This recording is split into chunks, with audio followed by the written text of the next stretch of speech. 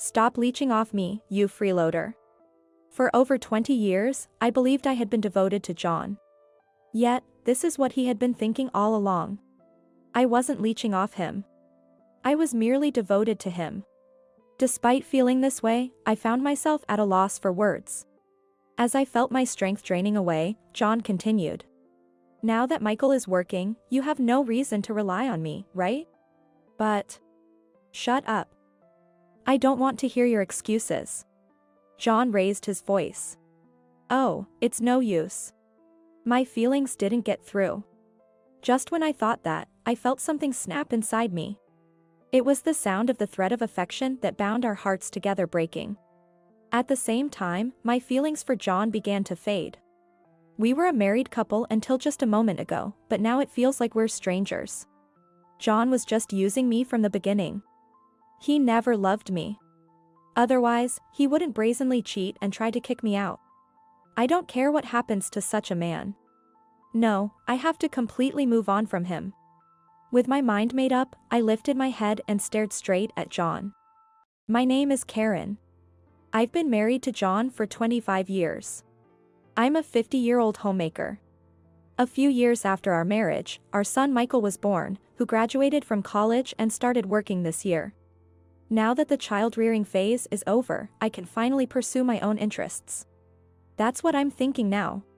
But there's just one problem. It's my relationship with John. John leaves much to be desired as a husband or a father. In fact, it's hard to find anything positive about him. He cheats and doesn't even provide a decent income. Please, can you at least contribute to the household expenses? What? Don't get cocky just because you're living under my roof. John always retorts like this. Maybe it's hopeless. Maybe separation is the only option. Lately, I've been thinking about it more and more. But I can't easily bring up separation. The reason is that my father-in-law, who is ill and hospitalized, has entrusted John to me. I owe it to my father-in-law, so I have to endure as long as I can, right? I can't disregard my father-in-law's wishes. But the desire to leave is strong. With conflicting feelings, I reminisce about the happy times before marriage. The reason I attained such premarital happiness was due to a misfortune that befell my father. My family runs a small diner. My father was in charge of cooking, and my mother served the customers. Needless to say, the food was delicious. But my father was incredibly poor at managing the business. His goal was to serve delicious food to the customers until they were fully satisfied. That was the sentiment behind starting the diner. I think that's a very noble cause. However, that was all he had in mind running the diner. So, he hardly considered profitability. It didn't matter if the profit was low. As long as the customers were satisfied with the delicious food, that's all that mattered. That was their approach to the business. Of course, it was obvious that such a business wouldn't be profitable. As a result, our household finances were always in dire straits. Despite that, I felt proud as a child to see customers leaving satisfied. So, I never interfered with my father's business. However, when I was in college, an incident occurred. The company that supplied ingredients to my father's diner went bankrupt due to the recession. We've already paid for this month's supplies. At this rate, we might have to close down our diner. Our business was already on the edge. We didn't have any extra funds to spare. Seeing my parents so downcast made me anxious too. But as a college student, there wasn't much I could do. Moreover, we didn't expect the bankrupt company to be able to refund us. The only option left for us was to close down the diner. That's when a regular customer said, "Close the diner? But your food is so delicious. That would be such a waste. But the company that supplied us has gone bankrupt, and now we're going to be in debt too. Then, I'll give you some personal support. Use it to get your diner back on its feet." The regular customer lent my father the money on the spot. "We really appreciate this. We'll make sure to pay you back. Don't worry about the money. Just make sure you keep serving delicious meals." After saying that, the man quickly left the diner. Later on, my father started dealing with another food wholesale company. It was apparently a major company, and the cost of ingredients was cheaper than before. Fortunate as we were, our family diner managed to avoid bankruptcy. About a year later, I went with my father to return the money to the regular customer. While my father and the man were talking, a young man approached me. "I heard you borrowed money from my dad." Turns out, he was the son of the man who lent us the money. His name was John, and he worked for his father's company. "You're pretty. Want to go out with me sometime?" "Me? With you? Why not?" "Think of it as a way to show your gratitude for the loan." It's true we were saved by the loan, but my father had properly thanked him. I didn't feel obligated to go that far. But then John whispered to me, "It would be a shame if people started saying the diner's daughter is ungrateful. That's not fair." I couldn't retort. Even if rumors spread, it wouldn't hurt me personally. But it could cause trouble for my father. And what would the diner's customers think? Thinking about this, I couldn't refuse John's invitation. I didn't like it, but I decided to endure it just this once. Thinking so, I went out with John. But to my surprise, it turned out to be more enjoyable than I expected. John was interesting to talk to and knew many fun places.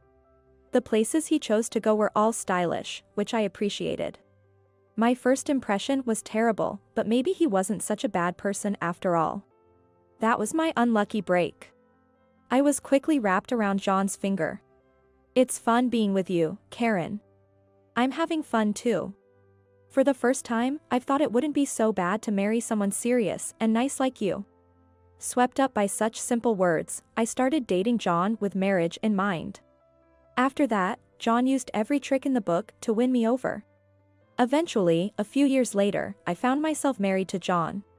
Of course, I had no idea at the beginning that it was all a trap set by John. He was kind, and I felt loved by him. But it was all a lie. As soon as we got married, John showed his true colors.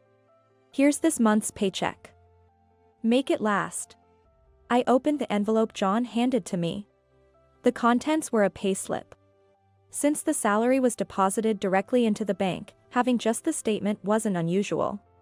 What I found odd, though, was that the payslip was handwritten. Nowadays, it's rare to see a handwritten one. But I got married 25 years ago. At a time when computers were just starting to become common among the general public, so a handwritten statement didn't feel out of place. "There's over $1,000 here, so it must be right," I murmured to reassure myself. I managed to make do with that meager amount of money. As our marriage went on, I gradually started to feel something was off. It was John's lifestyle. He left the house at the same time every morning, but his return time was erratic. It seemed to vary day by day. "I'm busy with various tasks as my father's successor," he would say. "Then at least call before you come home. Stop nagging." "Fine. I'll call." John snapped. His attitude only intensified my suspicions. He might be out fooling around somewhere. Maybe he even had an affair. Though I thought this, I couldn't confront him because I disliked being yelled at. In the end, I remained silent despite my doubts about John's behavior. Eventually, Michael was born. I thought having a child might change things a bit. But John's attitude remained unchanged. Looking back, I think that was when it started. I began to consider divorce, albeit vaguely. And it was around the time Michael entered middle school. I was out shopping for dinner when my mother called. "What, Dad's in the hospital?"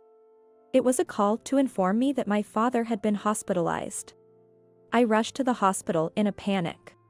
"Your mother just made a big fuss on the phone," my father said with a hearty laugh. I was relieved. But at that moment, I remembered something and felt my heart leap. Shoot. I forgot to contact John. By then, it was too late. My cell phone was flooded with missed calls from John. In a rush, I called him back, only to be greeted by his grumpy voice. "Where the hell are you and what are you doing? Get back here and make my dinner." "I'm sorry. My dad." "What? Your dad?" John asked in a harsh tone. I replied in a small voice. "Yes. He was suddenly hospitalized. What's that got to do with anything? You're my wife. I flinched and closed my eyes at John's loud voice. I was terrified of being yelled at.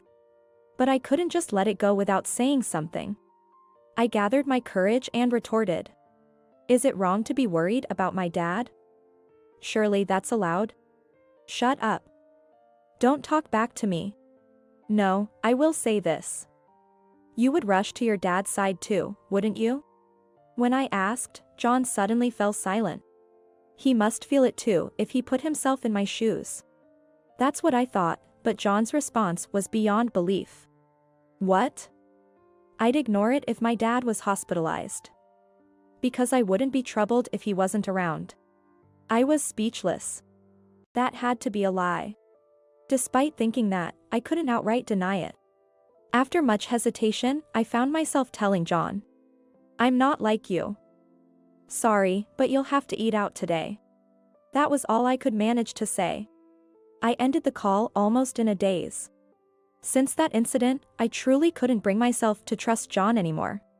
It was then I realized that the happy times before marriage were all an illusion. Ah, I see. John didn't want a wife, he wanted a housekeeper. Saying it out loud made me sad. But I couldn't just wallow in sorrow. That's right. If I'm considering divorce, I need to start preparing. I began to prepare for a divorce. Years passed. Then my father-in-law was hospitalized. Moreover, his condition was quite severe. He might not be able to leave the hospital. I relayed the doctor's words to John. But John remained unfazed. Does that mean it's going to cost a lot?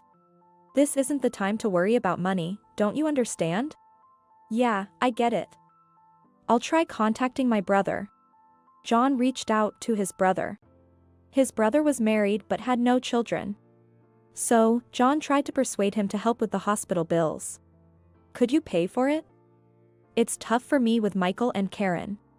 He spoke as if it was someone else's problem. It reminded me of the time my father was hospitalized. It seemed he really didn't care about his father. I couldn't stand it anymore. That's enough. I'll figure something out and pay for your father's hospital bills. Don't forget you said that. John yelled. I nodded firmly. Eventually, my statement led to us taking on the burden of the hospital bills. Moreover, my father-in-law resigned from his position as president due to his illness. And the one who took over was John. Regardless, John wasn't pleased that I had stepped in. Since then, he blatantly started staying away from home. Even when it came to discussing Michael's future. He ignored my calls and didn't come home. Dad's not coming home again today. I'm sorry for causing you trouble, Michael. It's fine. I don't care about Dad. But I want to go to a university in Boston. That's right. Don't worry about the tuition, I'll take care of it. Soon after, Michael's enrollment to a university in Boston was confirmed. As expected, John didn't see him off. Once Michael moved to Boston, our house felt empty. By that time, John was only coming home about once a week. Can't you deposit a bit more for your father's hospital bills? What? I've already transferred more than half of my salary. It should be enough since it's just you now. John only transferred a small amount of money. It was clearly just a fraction of his salary. The claim that he transferred more than half was definitely a lie. I knew that. But I no longer had the energy to complain. Years went by, and I received news that Michael had found a job. Now that Michael has a job, it might be a good time to discuss divorce. Over the years, I had prepared for a divorce. It was just a matter of timing now. When and where could I bring it up without causing too much trouble? These thoughts constantly occupied my mind. Why am I even caring about not wanting to cause trouble? I laughed at myself sarcastically. Then, one day, I had been out visiting my father-in-law. After chatting with him as usual, I returned home. As I was about to unlock the front door, I paused. For some reason, the door was already unlocked. Could it be a burglar? I cautiously peeked inside the house. I heard the sound of the TV and John's laughter coming from the living room. Relieved to know John was home, I entered the living room. John was watching TV, laughing heartily. "You're home." "Yeah, thought I'd tidy up the place a bit." "Tidy up?" Prompted by John's comment, I looked around. On closer inspection, I noticed that several items were missing from the room. "Something seems to be missing." "Yeah, I threw them out." "Your stuff." "You threw them out?" "My stuff?"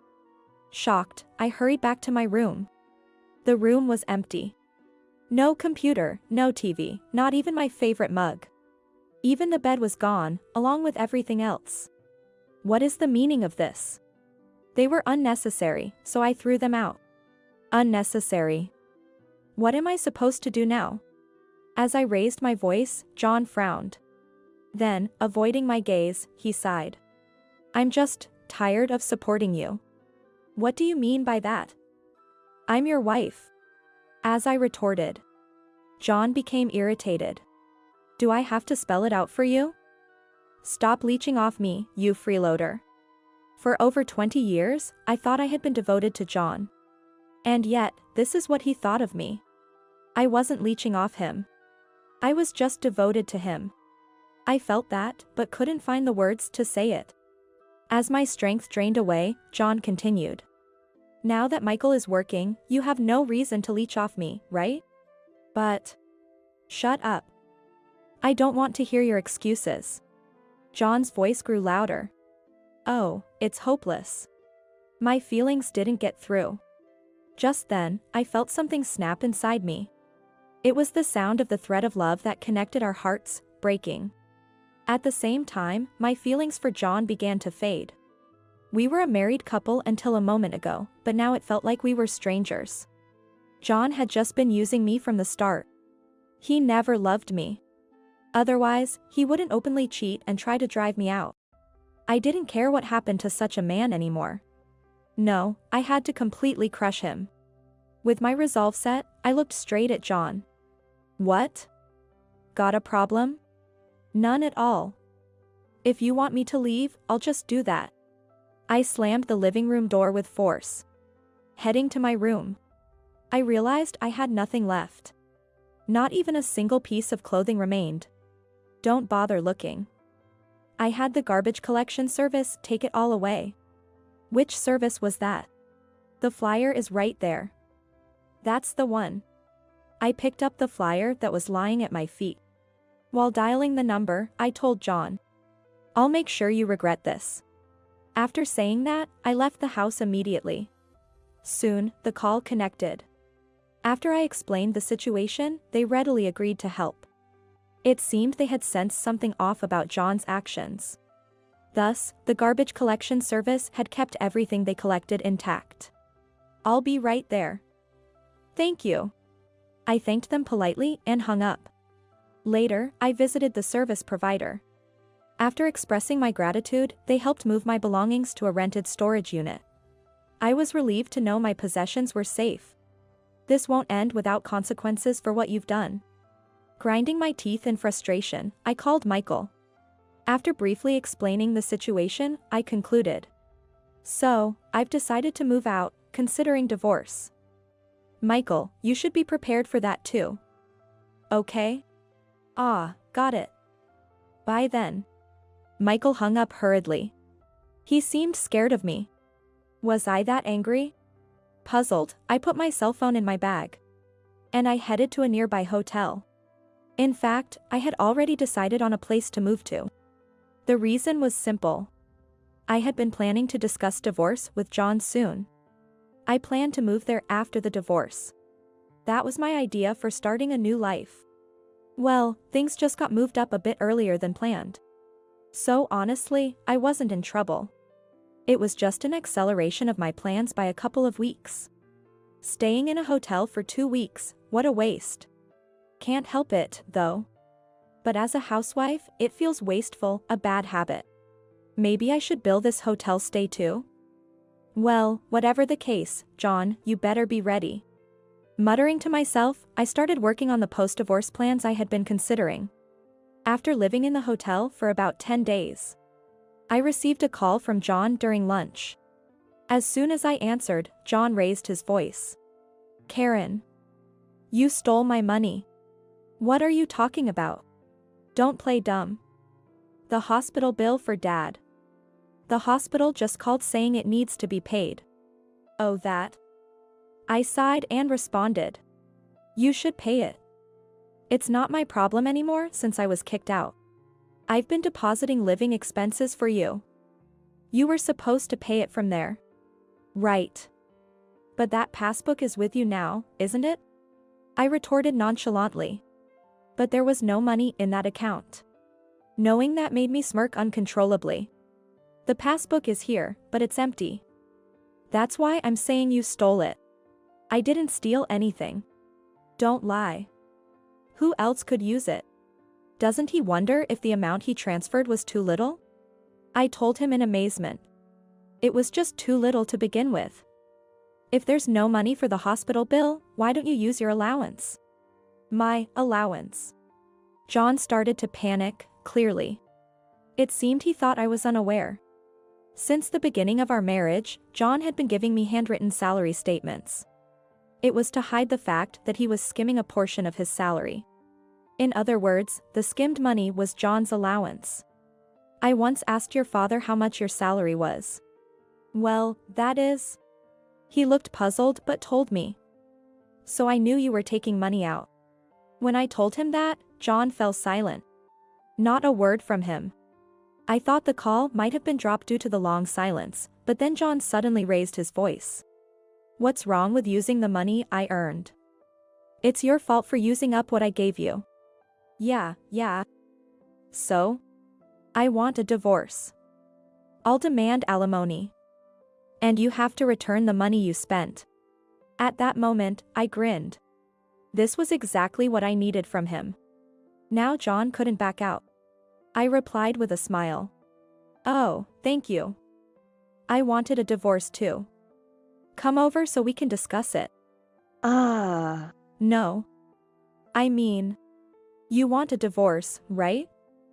I'll be waiting with evidence of your affair. Though I couldn't see him, I imagine John must have gone pale. His voice gave it away. Evidence of an affair? What are you talking about? No use playing dumb. I have photographic evidence. Photographic evidence. I could almost see John's flustered expression. I struggled to hold back my laughter. I'll give you the address, so let's talk in detail next Sunday. I said, giving him the address of a certain place before abruptly hanging up. I've successfully pushed for divorce. Now, if I could just make him apologize.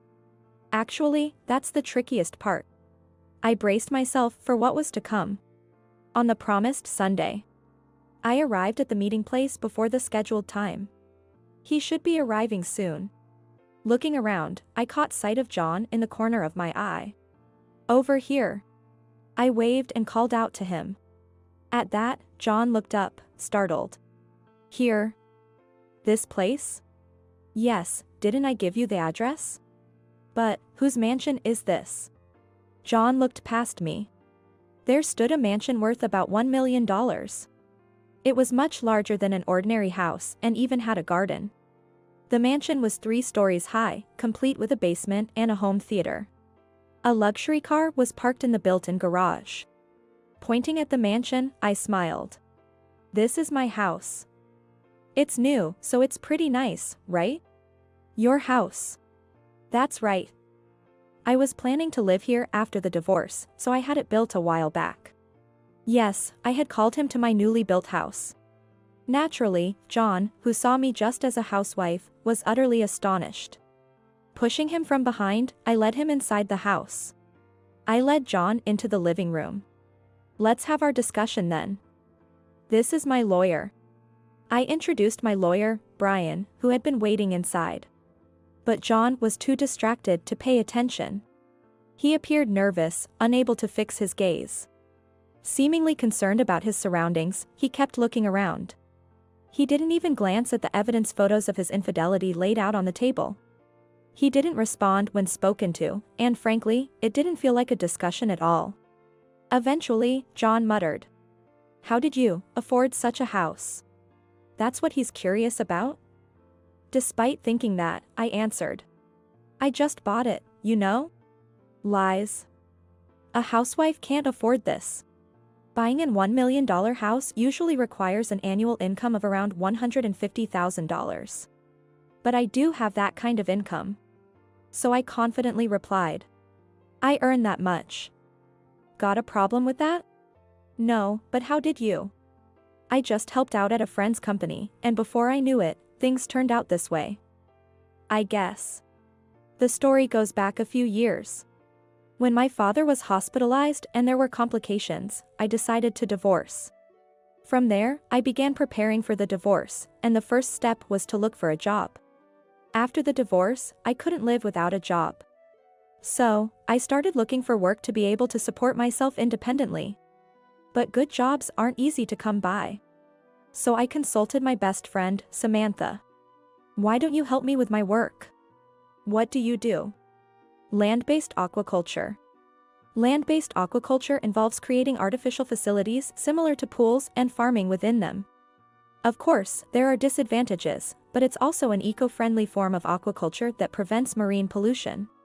Samantha's father started it, and now she's taking over. So, you worked there? John asked cautiously. Business picked up suddenly after I started helping out.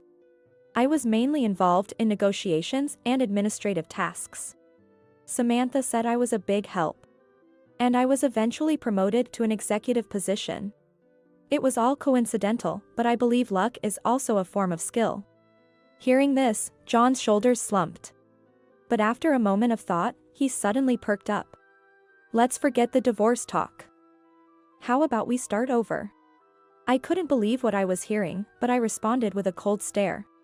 What? Are you dreaming? Don't sleep talk, I retorted dismissively. No, I'm serious. I really want to start over with you. John pleaded earnestly. But I knew he was just dazzled by my money. So I raised an eyebrow and shot back. I refuse to be with someone who cheats. And someone who neglects their father too. But, about Dad. Enough. You might not know, but I've been the one paying for your father's hospital bills. The money John had given me was truly insignificant. After paying for groceries, utilities, and other miscellaneous expenses, there was never anything left over. Sometimes not even enough to cover everything. That's all he had ever provided. Of course, it was impossible to pay for his father's hospital bills with that. Initially, I managed somehow, but after starting my job, I paid the bills with my salary. And yet, you never listened to me, nor did you visit your father in the hospital. That's because... How could I ever trust someone like that? I raised my voice, and John deflated. Then, my lawyer, Brian, discussed the alimony. John was speechless. And he remained downcast till the end. Eventually, urged by Brian, John agreed with the divorce. The alimony was set at $30,000. Now that the divorce is finalized, you'll be paying for your father's hospital bills from now on. Ah. John nodded, clearly displeased. But at least he didn't argue. I felt relieved. Finally, I sent John away, as if chasing him out. It's finally over. The only regret was that I couldn't get an apology from John. But I had one last move. With that, I was sure John would apologize. Thinking about it made me smile unwittingly. A few days later. On my way back from visiting the company, someone called out to me from behind. Hey. Karen. I turned around to see John standing there. Don't talk to me so familiarly. We're divorced, remember? Shut up. What the hell did you do? John was looking at me with a face red with anger. From his reaction, I realized. Oh, that talk must have happened at the company. So I smiled and teased him. What do you think I did? Don't mess with me. Tell me how you got me fired. John was stamping his feet in frustration. I couldn't help but let out a laugh at his comical state. It's your own fault, isn't it? It's the punishment for having an affair with the office clerk. John's affair was with a clerk from his company. It seems he did whatever he pleased, thinking he was untouchable as the president. Right after the divorce was finalized, I reported the affair to my father-in-law. While he was disappointed about the divorce, he was furious about John's actions. When I showed him the evidence photos of the affair, his anger intensified. Then he said to me, "I'm thinking of transferring all my company shares to you, Karen." To me? Wouldn't it be better to give them to John's brother? No, I want to give them to you. Use them to remove John from the presidency. That was his proposition. My father-in-law's company was a corporation. The election of executives, including the president, requires a resolution at the shareholders' meeting. Of course, decisions can also be made through board resolutions. However, his company wasn't large. He owned most of the issued shares. Meaning, he could make decisions unilaterally as a shareholder. In small companies, it's common for the president to own the majority of the shares. So, if I received all of my father-in-law's shares, I could exercise voting rights on my own. But it wasn't me who decided to dismiss John. I informed my brother-in-law that I had acquired the shares. Then, I simply reported the matter of John's infidelity. The rest was a decision made by John's brother. Your brother was just being considerate, I explained. Him? Why would he listen to you? It's not about listening to me. He did what was best for the company. Upon hearing this, John crumbled to the ground. Then, he began to apologize, almost as if murmuring. "I'm sorry. Please forgive me," he pleaded. No, I flatly refused. "I'll have nowhere to go, no job. I'll be lost," he lamented. "That's not my concern. It's all the result of his own actions. I won't forgive you, even if you apologize," I stated firmly. "Please, I'm begging you. Forgive me." John continued his apologies, desperate. I turned my back on him. "It's unfortunate, but there's nothing I can do." "Why not? If you own the shares. I sold them to your brother and his wife. I don't want anything to do with you anymore," I revealed. At that moment, I could hear John sobbing. But I pretended not to notice and walked away. After being dismissed as president, John had to leave the company. If he had been an employee or an executive, he might have stayed. But he had joined the company on his father-in-law's coattails and continued to behave arrogantly. I'd never be just an employee. No way. He was said to have declared. And so, the moment he was dismissed, he was ousted. Now, he's working part-time at a convenience store, and re-employment at his age seems unlikely. He's likely to spend his later years in regret and without money. As for me, the divorce allowed me to focus more on my work. Though I'm not considering remarriage, there are a few male colleagues. Spring might come again for me. It was while I was pondering these thoughts. I received a call from Michael. "I'm bringing my girlfriend over sometime." "That's great. I'm looking forward to it," I responded warmly. I may have failed in my marriage, but I don't want the same for Michael. But I'm sure he'll be fine. He's much more sensible than I was. Where's the $2,000 I send every month for support? Mom looked totally worn out. Exhausted and my mind foggy, I could only reply, "Have you seen your mom's bank book?" Bank book? My husband sounded utterly confused, so I sighed and pulled out a bank book that had been stored in the living room. "Here, this is your mom's bank book. She dropped it here last time she visited." He took the bank book from me and checked its contents. Then, his face turned pale as he looked at me. "What is this?" "That's what it is," I said, pointing at the bank book. Apart from transfers from my account, there were also deposits from another person. And all the money deposited was immediately transferred to another account under my mother-in-law's name. My husband slumped down, seemingly devoid of all strength. However, he quickly stood up, looked me straight in the eye, and began to speak. "Let's go and check with Mom directly. My name is Linda, a 42-year-old office worker. I've been married for about 2 years to my husband, Mark, who is 3 years my junior. We have worked at the same company for over 10 years, but until recently, we were just colleagues. However, we were assigned to the same project by chance, and spending so much time together brought my husband and I closer. After the project was completed, he asked me out for dinner and then confessed his feelings. Honestly, I've always been a workaholic with little interest in marriage. I had relationships when I was younger, but they always ended because of my work priorities, and by my mid-30s, I had accepted that marriage might not be for me. Despite knowing this, Mark wanted to be with me and even prepared a ring for what was supposed to be just a dinner. Moved by his sincerity, I suggested we start dating, and our relationship began.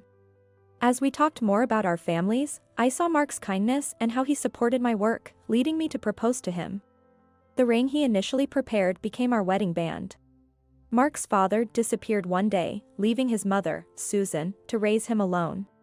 As a widow with no job experience, Susan struggled to find good work and juggled multiple jobs to make ends meet. When Mark started working, Susan's health declined, preventing her from working long hours. And she now manages on a small part-time income in an old apartment.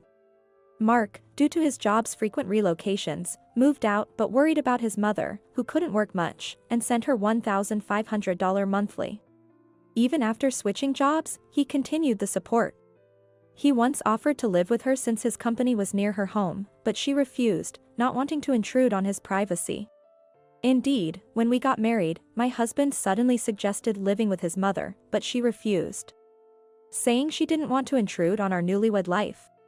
I was taken aback by the idea of living together, but honestly, I felt relieved when she declined from her side. I believe she's a good person, but the thought of living together, right after getting married, was a bit unsettling. Upon returning home, I voiced my concern to my husband for not consulting me before offering to live with his mother. And we promised to discuss such matters together in the future. Understanding that he was just worried about his mother, I suggested we keep in touch regularly and visit her on weekends. After discussing it, we decided to increase the support to $2,000, working together as a couple. Susan was overjoyed, and we both worked hard, hoping she could enjoy a comfortable retirement. However, her situation didn't seem to improve, and she began calling monthly, asking about the deposit. At first, we understood her situation, but the frequent, ungrateful calls became disheartening. Instead of calling with an apology, she'd bluntly ask, "Have you made the deposit?" as if it were a given. While I doubt my mother-in-law meant any harm, her approach bothered me, and I couldn't help but complain to my husband. "Hey, doesn't your mom call to remind us about the deposit every month? It feels a bit, when she does that without even a thank you. Come on, you don't have to say like that. Mom's having a tough time because she can't work." My complaint seemed to have struck a nerve. Uncharacteristically, my husband raised his voice in response.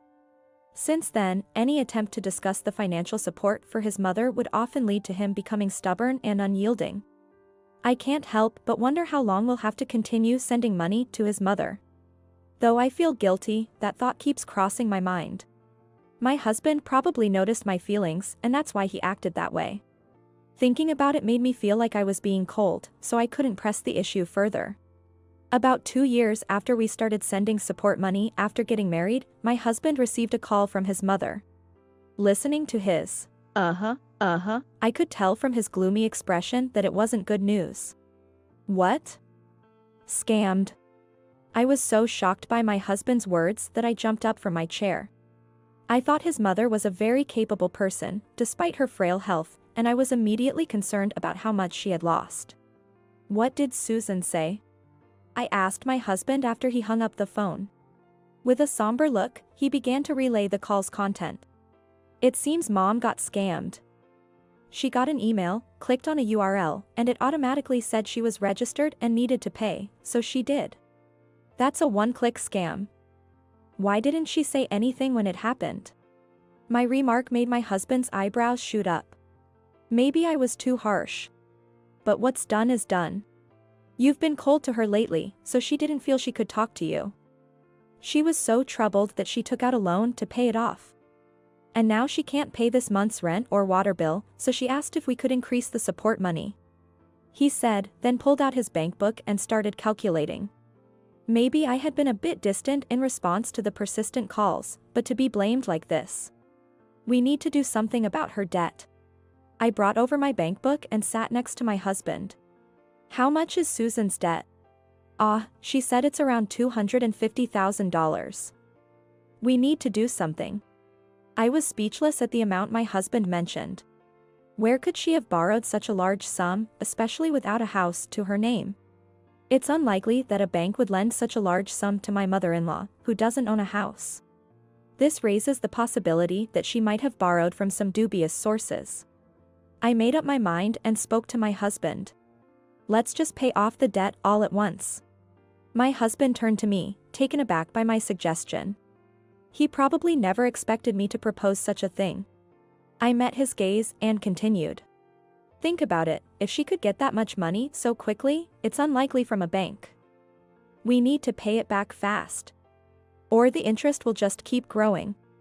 He seemed convinced and nodded repeatedly.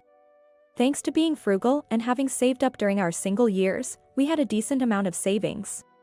Mark had also saved a considerable amount, so we decided to split his mother's debt and pay it off. He thanked me repeatedly.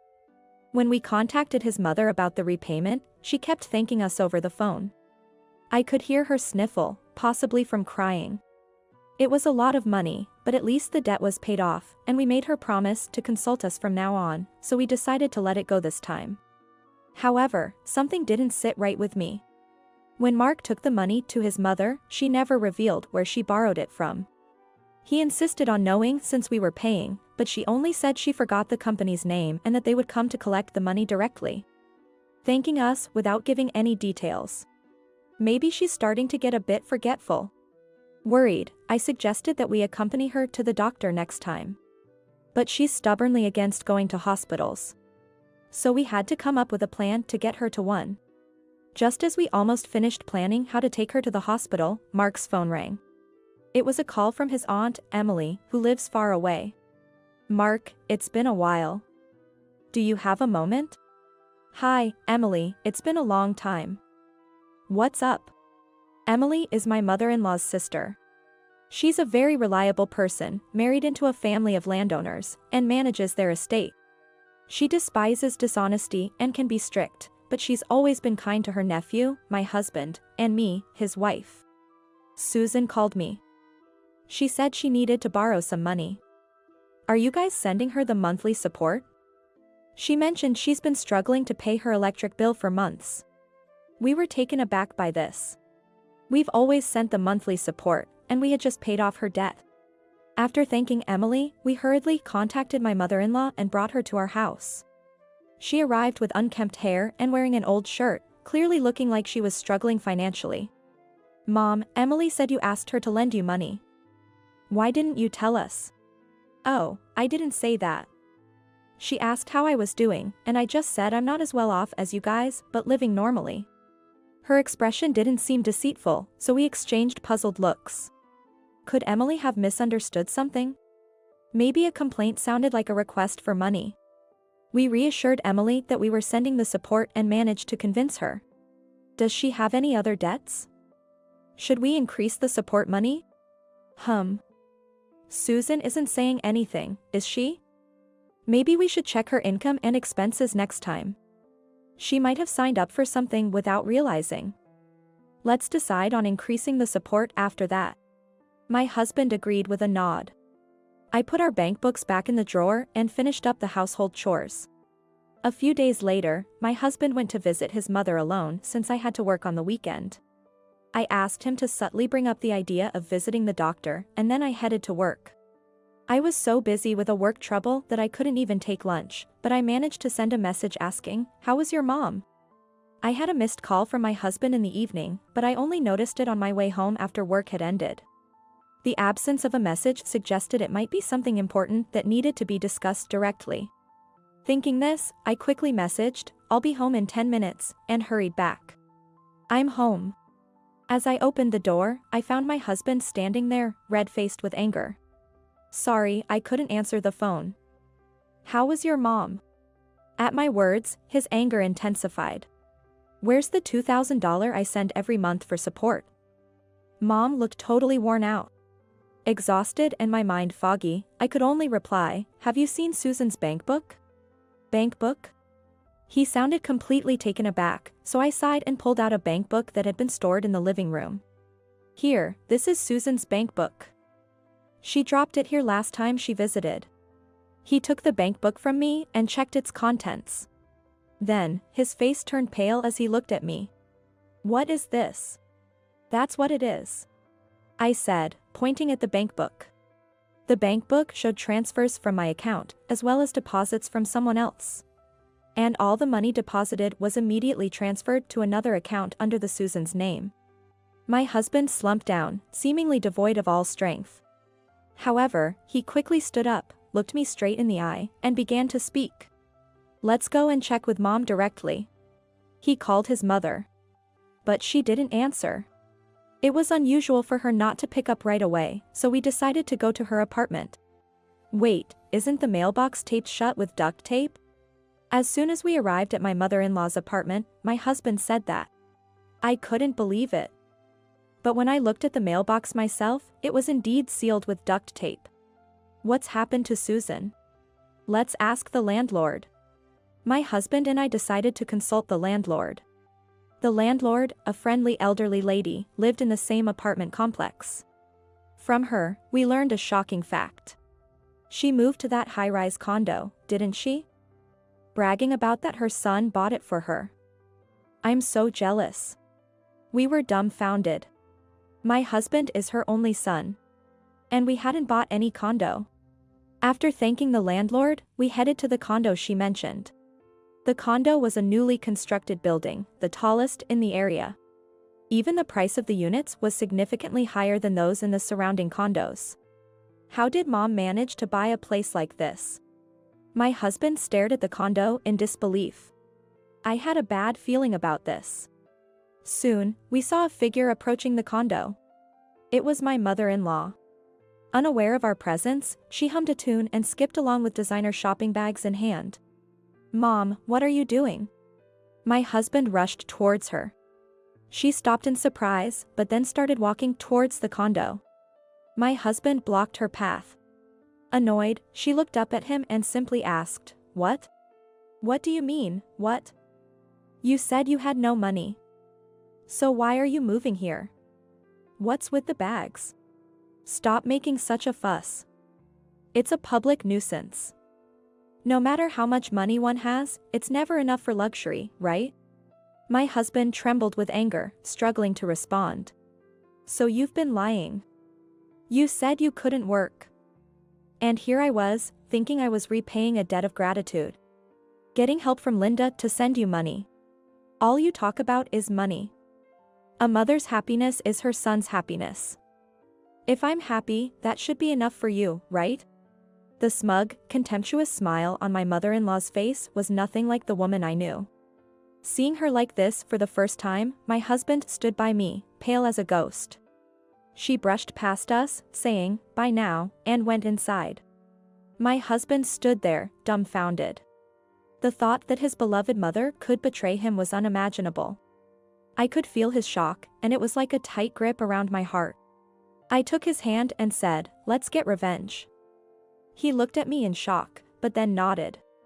We devised a plan. First, we stopped the support payments and began investigating her finances.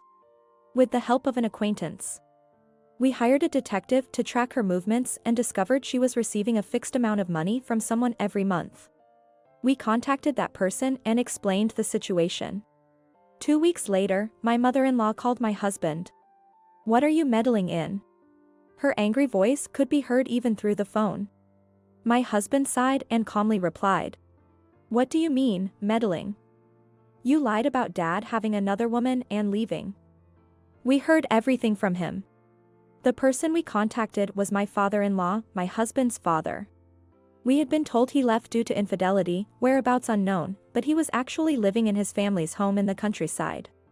The divorce was caused by my mother-in-law's gambling and mismanagement of money. When my father-in-law decided to take over his family's farm, she immediately sought a divorce, which he readily agreed to. He had intended to take his son with him, but my mother-in-law disappeared with my husband. When he finally found them, she claimed my husband hated his father and didn't want to see him. He had been sending money ever since, just to fulfill his duty as a father. "Even after I became an adult, you kept lying to Dad, claiming we were living together and continued to bill him." He was shocked. "We've informed Dad that he no longer needs to pay anything. He said he doesn't want the money back that he paid after Mark was an adult. Just to never contact him again. My mother-in-law's feeble murmur of, "That can't be," was audible. My husband coldly delivered the final blow. "We're also stopping the support payments from our end. We're moving, and we don't want anything to do with you ever again." "What are you talking about? What about my living expenses? Repay me for raising you." Her voice screeched through the phone, breaking up with the intensity of her anger. My husband sighed once more and responded in a calm tone. "I believe we've repaid more than any debt for raising me. For over 15 years since I started working, I've used all my bonuses for you. From now on, I'll be using it for my own family." He said this and looked towards me. Although my mother-in-law was still ranting over the phone, my husband hung up without paying her any more attention. But our revenge was far from over. We began preparing for the second phase. About a week after my mother-in-law's call, she phoned again. She was terribly flustered and hard to understand, but in summary, she was complaining about the sale of the condo. As it turned out, my husband was her legal guardian, a fact that came to light during our investigations. Moreover, the loan for the condo purchase had been taken out in my husband's name. Since the condo was in my mother-in-law's name, but my husband had the legal right to sell it. We received confirmation from a lawyer that the sale was permissible, and we proceeded with the sale. The condo was bought by me. How dare you sell it without my permission? It was bought with our money, right? We've checked with the lawyer, and there's no issue. Despite her protests for us to return it or cancel the sale. My husband repeatedly explained that a buyer had been found and that the sale proceeds were rightfully ours. Still, my mother-in-law was far from satisfied, hurling insults over the phone. Unable to bear it any longer, I took the phone from my husband. "Hello, Susan. Please stop with the poor behavior. It's quite troubling. I'm the one who's troubled. The nerve of you, acting all high and mighty just because you're married to him. I thought you were well off and allowed the marriage, but you turned out to be nothing but a curse." As my mother-in-law yelled, I couldn't help but burst into loud laughter. She probably never expected me to laugh. The usually noisy mother-in-law fell silent. Still chuckling, I continued to speak. "Really, Susan, you're too careless. Making him your guardian and then taking a loan in his name is practically asking for it to be sold. We'll be taking back our money, and I hope we'll have no further dealings with you." Ignoring my mother-in-law's hesitant "Wait, hold on." From the other end of the phone, I hung up. My husband, who had been anxiously watching, relaxed a bit when I smiled at him. 2 weeks later, we were informed that my mother-in-law had vacated the condo, and a new owner had moved in. We were relieved to see the sale proceeds safely deposited into my husband's account. Although we felt sorry for her potentially becoming homeless.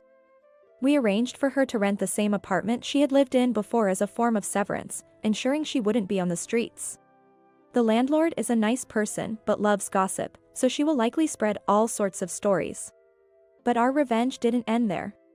In fact, we had another plan underway beneath the surface. It seems it was executed right when my mother-in-law returned to her original apartment. My husband's phone, which had been ringing non-stop for about an hour after we received the moving completion notice from the movers, suddenly went silent. Then, a couple of hours later, he received a call from someone. "Hello? Yes, thank you very much. Please take care of it." After hanging up and letting out a sigh of relief, he gave me a thumbs up. The caller had been my mother-in-law's sister, Emily. We had contacted her as soon as we found out about the situation. She was furious on our behalf, even referring us to a lawyer. She also agreed to keep an eye on my mother-in-law after she moved back to her original apartment. Despite feeling a pang of sadness when Emily said she was a sweet sister once, we took her advice to steer clear of my mother-in-law for our happiness.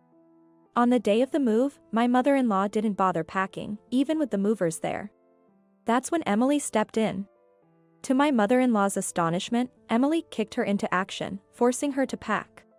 Despite my mother-in-law's insistence that you are being deceived by my son and his wife. I'm the victim here. Emily was unimpressed and forcibly took her back to her previous apartment. Upon arriving at the apartment, my mother-in-law resisted. But when she was told that refusal would mean repaying all the previously lent money in one lump sum, she reportedly became compliant and followed instructions. It turned out that my mother-in-law had been extorting large sums not only from us and my father-in-law but also from Emily. Unaware of the full situation, Emily had been assisting her, believing she deserved support for the hardships endured in raising her son. Deceiving such a kind sister was unforgivable. It seems that Emily wasn't planning on just giving the money she lent to mother-in-law. And it's been arranged for mother-in-law to repay her out of her monthly salary. The amount she lent was so substantial that it might take a lifetime to repay. However, my mother-in-law has hardly ever worked, and she finds it difficult to secure even part-time employment. Moreover, on the rare occasions she does find a job, she tends not to stay long before quitting. Each time she quit, Emily would scold her, eventually securing her a daily part-time job at a friend's store. Despite claims of frail health, a forced medical examination revealed she was perfectly healthy and could work full-time. Having spent her life lying about working while enjoying leisure, this was a tough adjustment for her. And she was already struggling on the first day. When we received the message that the plan was complete, Emily was laughing, saying that Susan lacks backbone. As for us, we moved immediately after receiving the news from Emily that she had ushered my mother-in-law into the apartment. We relocated closer to my family home, and being at a distance that requires a plane ride has allowed us to live more peacefully. Our jobs have always been conducive to remote working, so both my husband and I have been able to continue our work without any issues. Being closer to my family home has increased our visits back, and my husband has become quite close to my father. My husband and I had discussed that it would be okay if we couldn't have children, but to our surprise, I discovered I was pregnant when I went to the doctor after feeling unwell as our lives began to settle down. My husband was astonished by the news, but now he is utterly captivated by our growing child with every checkup. I feel the same and have promptly applied for maternity and parental leave. We plan to take turns and raise our child with all the love we can give. My name is Nancy, and I'm 48 years old. I've been living with my in-laws for a few years now, taking care of my mother-in-law, Linda, who has dementia. Nancy, do you know where my socks are? I want to go for a walk, but I can't find them. Linda, by any chance, are you wearing 2 socks on your right foot? Oh, you're right. That's why it was hard to walk. Living with Linda, who was diagnosed with dementia, has been manageable so far, thanks to her mild symptoms, which occasionally require assistance with daily tasks. But, on the bright side, wearing 2 socks must have kept your toes warm, right? It's good to avoid getting cold feet. Yes, indeed. I've heard that some people with dementia can become irritable, but Linda has a childlike innocence. Compared to others, I probably feel less stressed about caregiving. Alright, we're all set. Shall we go for a walk together? After fixing her socks, we head out for our daily walk. Even though her symptoms are mild, I can't let her wander alone, so I've switched to working from home to take care of her. Surprising and troubling actions do happen, but our tranquil daily walks make life peaceful. It's strange not seeing James around. If he's up to mischief outside, I'll give him a talking to. Linda mentioned this at dinner. James will be back tomorrow. His business trip was quite long this time. Oh, he was on a business trip? I thought he might be wandering around somewhere again. Her slightly disappointed tone made me chuckle. Were you planning to scold him? Yes, my husband James isn't a bad person, but his lax attitude towards various things is a bit of a problem. He gets so engrossed in work and hobbies that he loses track of time, and he's also careless with money. So I have to give him his allowance in installments to prevent overspending. Whenever I'm exasperated with him, my Linda steps in to reprimand him on my behalf. Linda originally had a background in science. The logic she used to corner my husband was astonishing, leaving him speechless, and his flustered expression was quite amusing.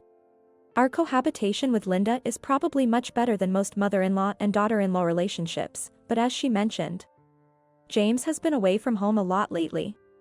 He says he's working harder because I've cut back on work and our income has decreased, but I have mixed feelings about it. Because we moved in with my in-laws and saved on rent and other expenses, our financial situation is almost break-even. I wish James would spend more time at home and cherish his mother. Especially in the last 3 months, he's been coming home late and going on many business trips. And then, there was this incident when he returned from a trip. As usual, I was putting away his laundry from the trip when I found an unfamiliar undergarment in his bag. "Hey, where did this undergarment come from?" "Huh?" I asked casually, but James looked shockingly surprised. "It was in your bag." "It's not something I bought, so I was wondering." "Oh, that. I bought it myself. The one I took was old, right? It tore, so I threw it away.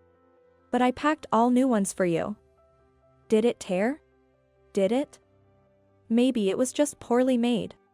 "I see." My suspicion deepened with my husband's evasive behavior. "Do you think something's off, Whiskers?" I talked to the stray cat, Whiskers, that we've taken in. Whiskers is a calico cat that Linda adores, and now, she's also grown fond of me.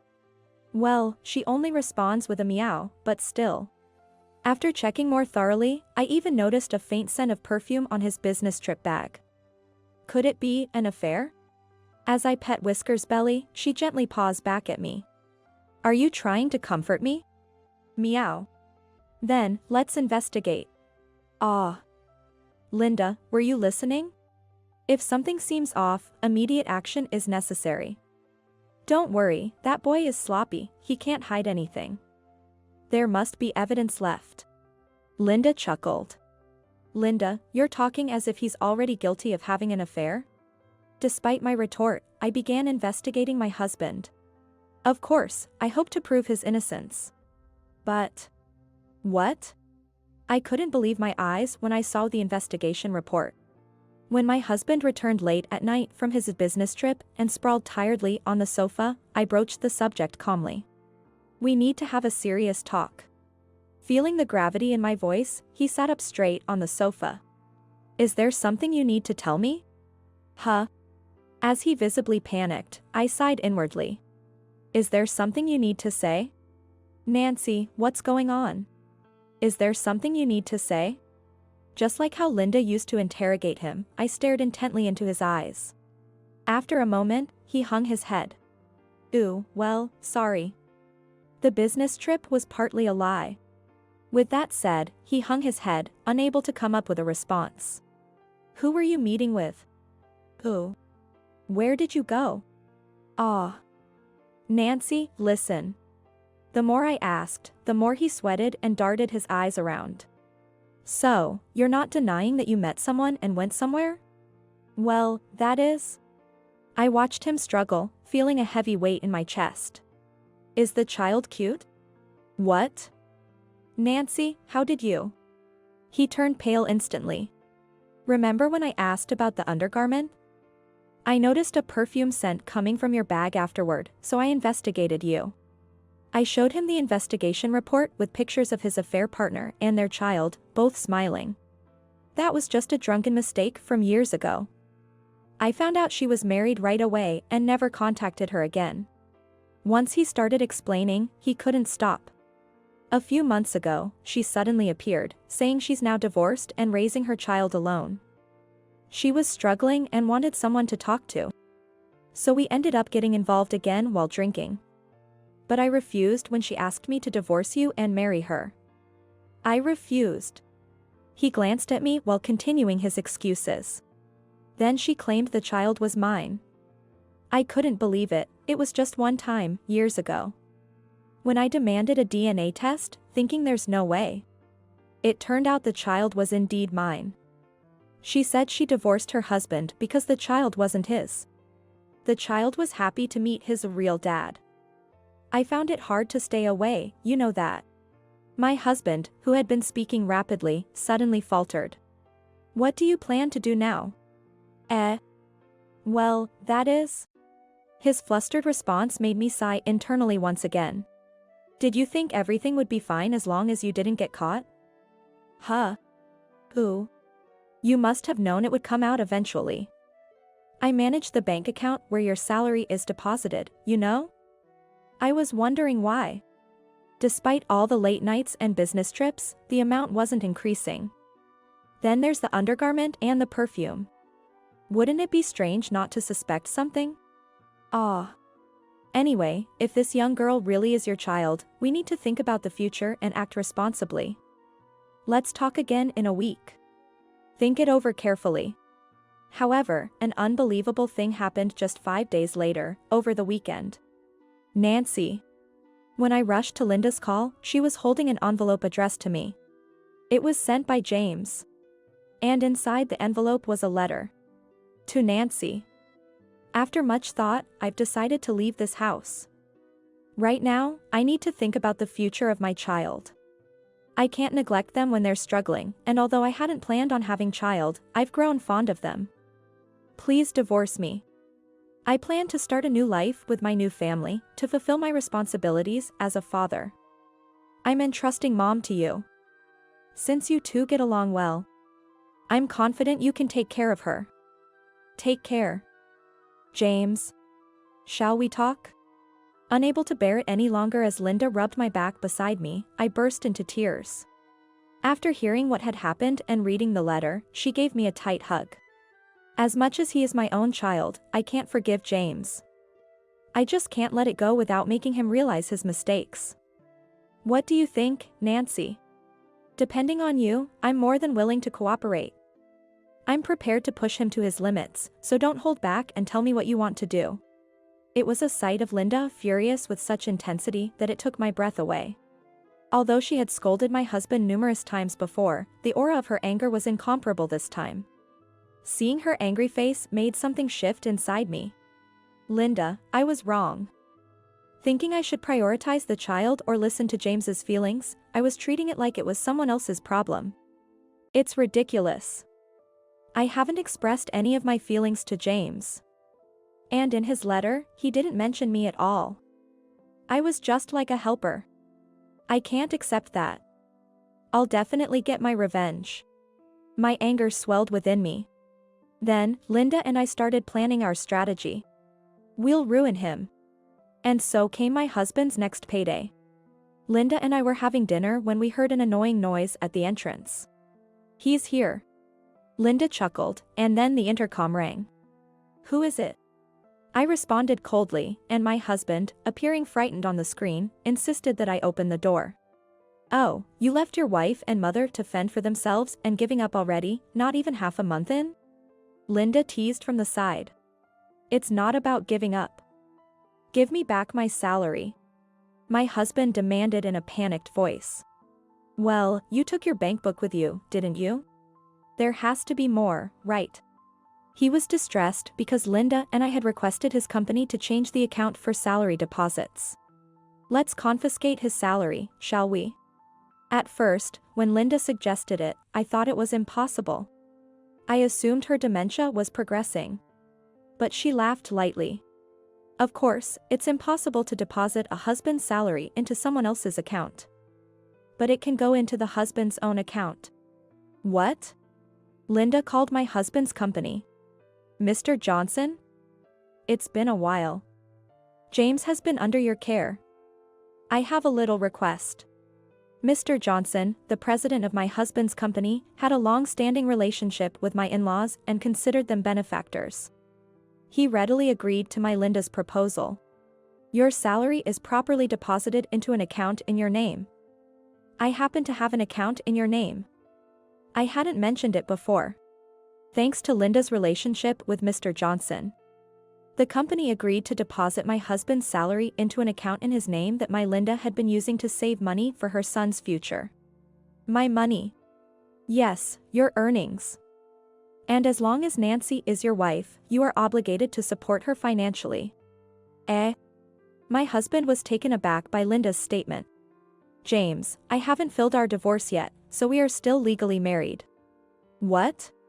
Initially, I considered filing divorce immediately to conclude matters. However, as Linda formulated a strategy, we decided it might be wiser to maintain the marriage status, so I haven't filed our divorce yet. If you truly desired a divorce, you should file divorce by yourself before departing. Take care. With that, I ended the conversation and switched the intercom to silent mode. Naturally, the front door lock was changed, and the security chain was fastened tightly. The house was securely locked, and the security cameras installed around were fully operational, as verified by the monitor. My husband attempted to find an entry for a while but ultimately gave up and departed. "You're free to use the money as you wish." "No, I'll decline." My Linda offered me my husband's bank book, but I had no intention of using it. Although I was entitled to a portion of my husband's salary for marital support, my own income was adequate for our immediate needs. I accepted the bank book but discreetly placed it in a drawer. A few days later, my husband returned to the house. This time, we had summoned him, along with his affair partner and their child. Mr. Johnson. And who might this be? A DNA testing service. They offer home visits, so we arranged for them to come here. I smiled sweetly, which seemed to irritate my husband. "I've told you the results are already confirmed. But I haven't observed the sample collection nor have I seen the written results." When I firmly stated my stance, my husband reluctantly consented to the test. "Oh, you seem hesitant. Would the truth be inconvenient for you? It doesn't matter to us either way. But remember our conversation when we contacted you?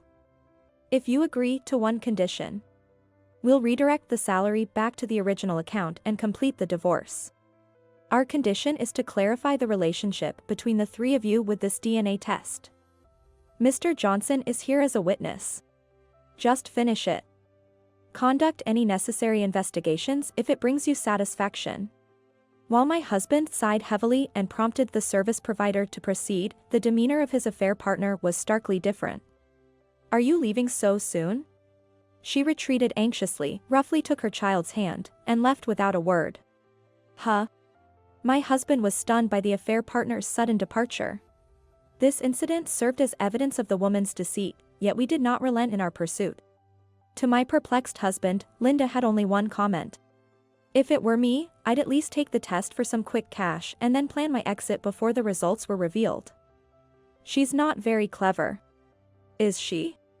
Observing Linda's laughter, I felt a chill, realizing that despite her dementia, she was not someone to underestimate. But, my child. Was the sample genuinely yours?" I casually waved another investigation report. "The affair partner has quite the reputation, doesn't she?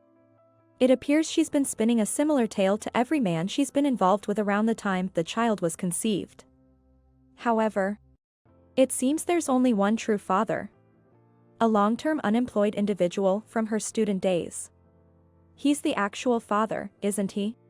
"No way. Why not confirm? The address is in that report, correct?" My husband glared at me, then, clutching the report, rushed out. "Incredible." My Linda shrugged, and we extended our apologies and gratitude to Mr. Johnson and the service provider. Mr. Johnson declined any compensation, instead leaving us with a parting gift out of sympathy, and the service provider accepted the agreed-upon fee. Shortly thereafter, my husband returned, persistently ringing the intercom, prompting us to exchange knowing glances. "It's not my child, and all the money that was in the bank account has been withdrawn. She pretends she knows nothing about it." In the evening darkness, my husband stood dejectedly, illuminated by the porch light as if under a spotlight. Linda and I couldn't help but secretly chuckle at the sight of him. "So, what brings you here?" Linda asked, trying to suppress her laughter. What do you mean, what brings me here?" My husband muttered like a bewildered child, but Linda showed no mercy. "This is the home you left your wife and mother in. You chose to leave, so you shouldn't even think about living here, should you?" Mom? Who could that be?" "To me, you're a stranger since the divorce. And yet, dealing with something as challenging as dementia.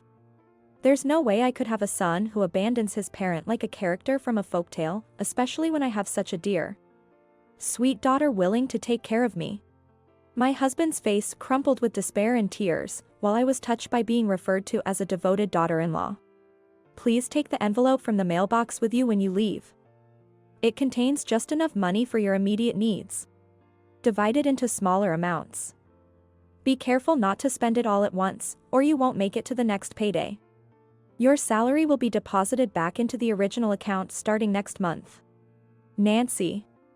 It's always been only you for me.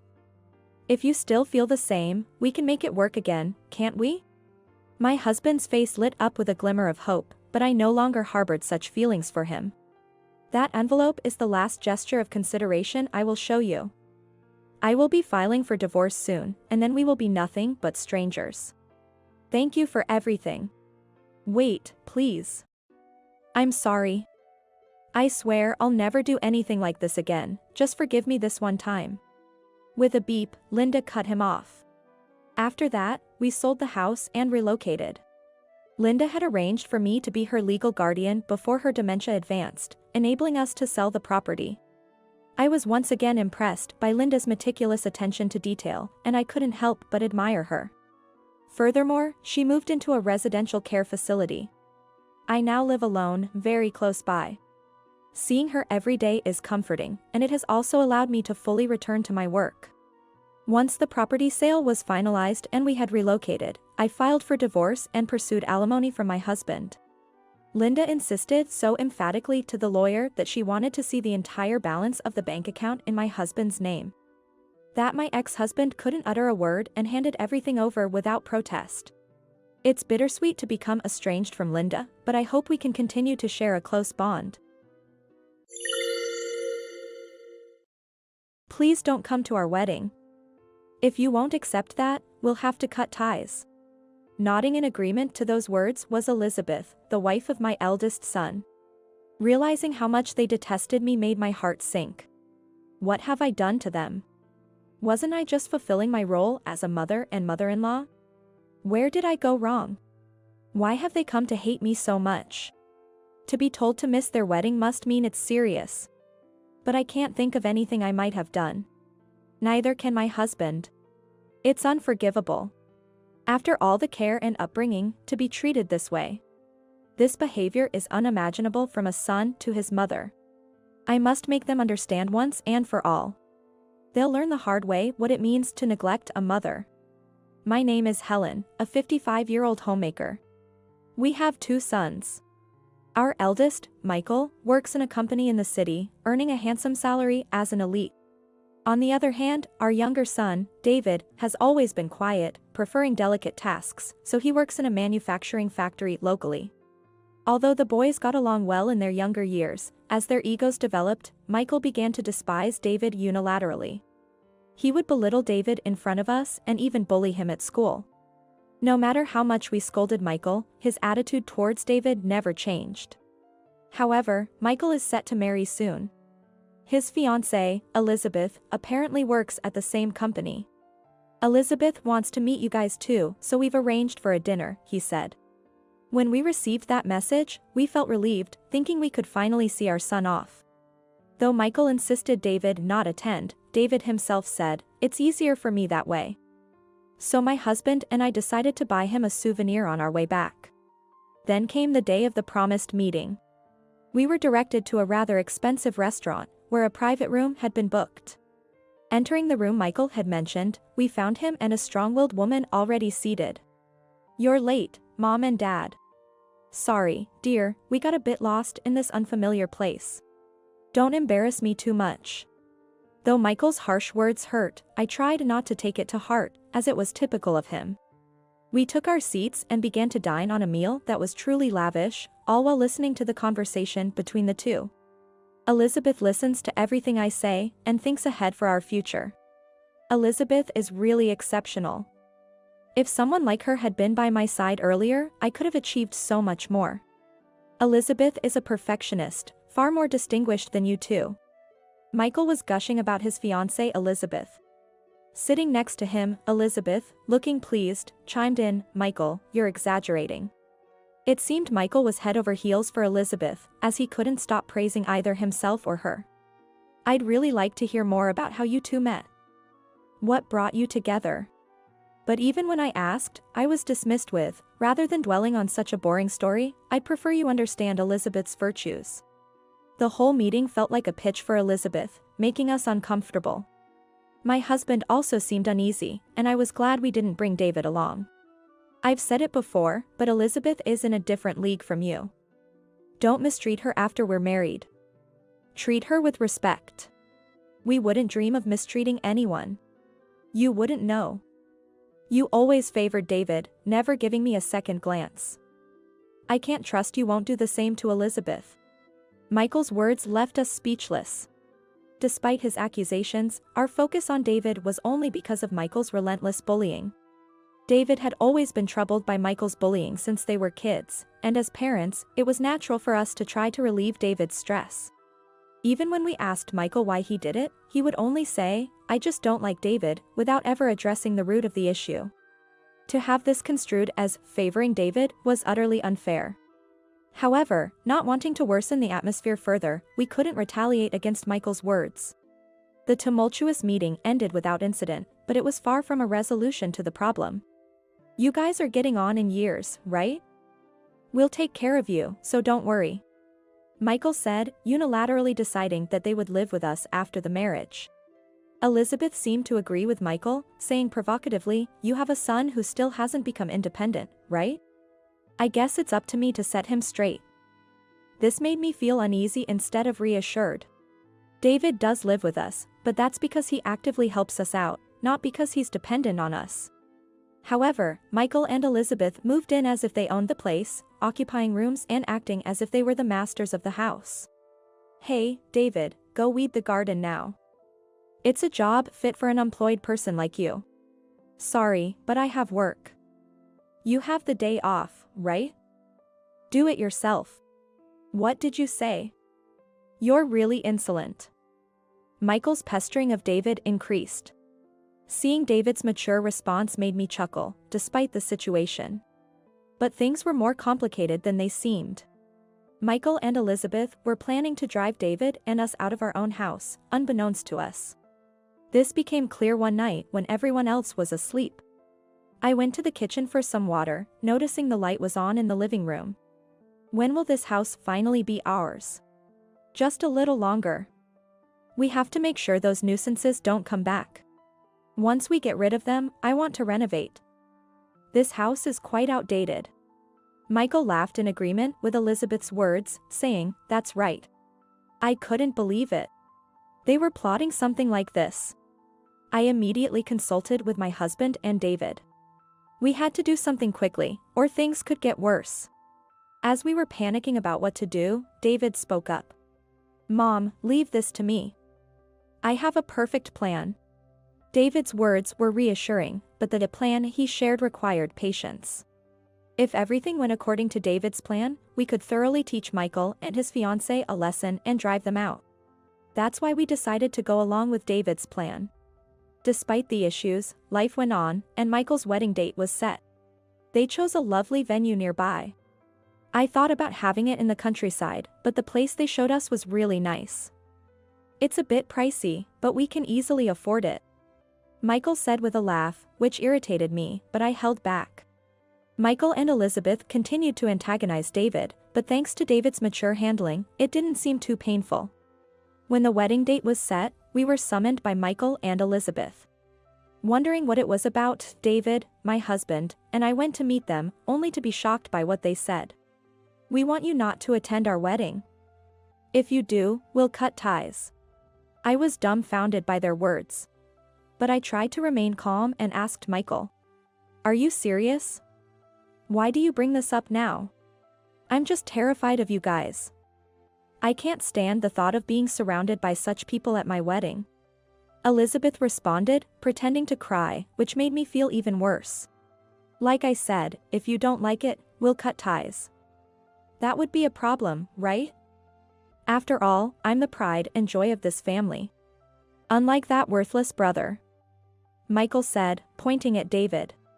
David looked unsure of what to say. Seeing this, I finally lost my patience. "Michael, enough is enough. You've always looked down on David. Why do you act this way? You're his brother. Stop treating him so poorly." As I spoke out, Michael and Elizabeth turned their hostility towards me. "You're just as bad. Fooled by his meek act and spoiling him. Is this sibling favoritism? It's always been awful living here. That's because you've always bullied David. That's just an excuse, isn't it? You just couldn't help but favor David, could you? No matter how many times I said a no, Michael wouldn't listen, and we couldn't have a rational conversation. Why won't he listen to me? Especially when all of this is the result of his own actions. Why won't he reflect on his behavior at all? Despite everything, Michael is still my son. I thought I had to take care of him properly. But now, I've had enough. At that moment, I decided to give up on my son. Fine, we'll refrain from attending your wedding. I said it, not caring anymore. David and my husband were wide-eyed at my response. However, Michael and Elizabeth seemed very pleased. Are you sure about this? You might end up regretting it. Regret? There's no way. A wedding without nuisances like you would be perfect. They laughed. In contrast, our minds were at peace. There's no need to attend their wedding and put ourselves through unpleasantness for their sake. In the end, our family decided not to attend the wedding. We weren't even given invitations, so going to the venue would have been pointless. Michael seemed happy throughout, but he had no idea what this decision would lead to. Thinking about the plan David had shared with us made me quite amused. After Michael and Elizabeth's wedding went off without a hitch, they continued to stay in our house as initially planned. Their workplace was apparently moving closer, and they seemed busier than ever. Once the transfer to their new jobs was complete, and they had their first day at work, they came home in a panic and called for David. David, what's the meaning of this? They confronted David, demanding explanations. When I asked what happened, they briefly shared the story. On their first day at work, while being shown around, they unexpectedly crossed paths with David. Their guide, a senior manager named Tyler, upon spotting David, greeted him politely and informed them that David was the president of a key client company. Thinking of David as merely a factory worker, they were taken aback by this revelation. In reality, David had been diligently working at the factory since he was hired, recognized for his efforts by President Johnson, who ran the factory. David's unique ideas were essential for the factory's operations, and he had been respected by his peers from the start. Thanks to David, the factory's performance improved, and it became a go-to for many companies. However, President Johnson fell ill. David, concerned for him, would visit on his days off. Seeing David's dedication to both the factory and its people, President Johnson appointed him as his successor. Initially, David was modest, saying, "I couldn't possibly do it," but President Johnson's decision was firm. With support from those around him, David successfully rose to the position of president. Under his leadership, the factory's performance continued to grow. David, already popular among the employees, gained even more trust as president, showing a natural aptitude for the role. Now, the factory has grown into a nationally relied upon enterprise, and David's name is known even among major companies in the city. David was visiting that company today for a discussion with a client. It was just that, nothing more. However, Michael and Elizabeth, not expecting David to be in such a position, were displeased with the respect he received. There must have been some trickery. You've always been like that. With that, Michael lashed out at David. If you had told us, we wouldn't have had to behave that way. Why didn't you tell us? Elizabeth collapsed in tears. Their reaction was, to say the least, ludicrous. I made it to the top on my own merit. It's as simple as that, so why are you getting so mad? David said this nonchalantly, with an innocent expression on his face. David said nonchalantly, which only seemed to infuriate Michael further, prompting him to start yelling, "Don't get cocky." However, David calmly addressed Michael. More importantly, there's something I need to discuss. It's something crucial for you, I believe. Somehow, my husband and I managed to calm Michael and Elizabeth down and got them to sit. David, who had gone to his room to fetch something, returned and began to share the important discussion he mentioned.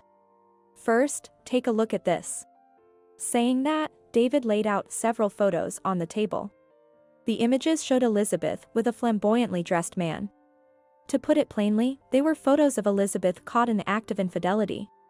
Seeing this, Michael started to thrash around, yelling, "This can't be true. Elizabeth, unsure of what to do, began trembling. Since she was going to be my sister-in-law, I thought it prudent to do a background check. And then, all this evidence came to light. With so much proof, there's no escaping the truth, right? Cornered by David's words, Elizabeth apologized on the spot, saying, "I'm sorry." Unable to believe the situation, Michael was left in utter shock. You see, this is what happens when you don't pay attention to what's inside. Nobody's perfect. David's smirk made us chuckle. Overwhelmed by despair, Michael collapsed to his knees. Elizabeth's incessant apologies were the only sounds filling the room. Eventually, Michael and Elizabeth divorced. Given Michael's unforgiving nature, this outcome seemed inevitable after the affair. Elizabeth was panicking about the demand for alimony, but it appeared her parents managed to cover for her. However, that wasn't enough to heal Michael's wounds. After the shock of his divorce, Michael left his job. Ever since then, he has been shut away in his room, only emerging to eat, barely showing his face. However, whenever David was present, Michael would let out a pitiful "eep" and flee. It seems that since that incident, Michael has developed a fear of David. The family has had numerous discussions about what to do with Michael. Ultimately, with everyone's agreement, it was decided that we would soon cut ties with Michael. This decision will undoubtedly be hard on the current state of Michael. However, our hearts are not broad enough to forgive his selfishness after all this time. A few months later, Michael was forced out of the house. Until the very end, he was crying and begging, "Please forgive me," but honestly, we could no longer see him as part of the family. So we felt this response was justified. Meanwhile, the three of us are enjoying a more relaxed lifestyle without any disturbances. Even though my husband has retired, we are living comfortably, thanks to David's contributions. We want to cherish our thoughtful and filial son, David, from here on out. We will strive to be a good family for David for as long as we live. It appears David is going to get married soon.